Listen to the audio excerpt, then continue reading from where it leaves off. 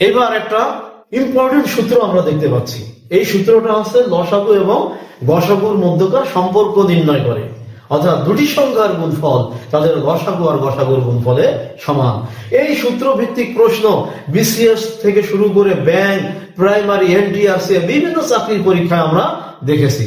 প্রিয় শিক্ষার্থীবৃন্দ এবং চাকরি প্রার্থী ভাই বোনেরা, যদি এই জাতীয় প্রশ্ন দেখতে পান, এই যে স্ক্রিন দেখতে পাচ্ছেন যে দুটি সংখ্যার লসাগু আর গসাগু দেয়া আছে, আবার দেয়া আছে একটি সংখ্যা, খেয়াল করেন এখানে একটি সংখ্যা দেয়া আছে, অর্থাৎ লসাগু গসাগু দেবে আর একটি সংখ্যা দিয়ে অপর সংখ্যা চাইবে। এই ক্ষেত্রে আমরা এই সূত্রটা ব্যবহার করব।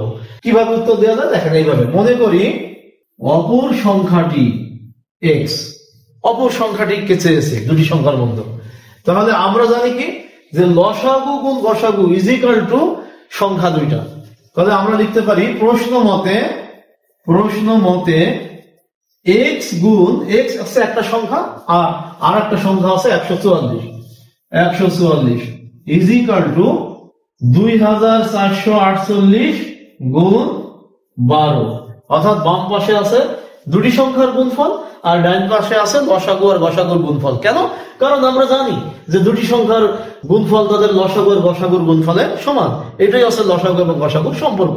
লসাগু আর গসাগুর সম্পর্কের মধ্যে আরো দুইটা সূত্র আছে, এই দুইটা সূত্র আবার অনুপাতের সাথে জড়িত।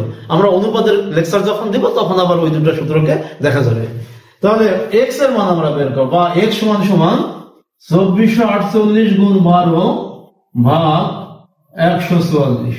12 দিয়ে 144 কাটলে 12, আর 12 দিয়ে যদি 2448 অর্থাৎ 2448 কে কাটি তাহলে আসবে 204। তো 204 কে আমরা দেখতে পাচ্ছি খ অপশনে আছে। অতএব এই প্রশ্নের সঠিক উত্তর খ। পরবর্তী প্রশ্ন।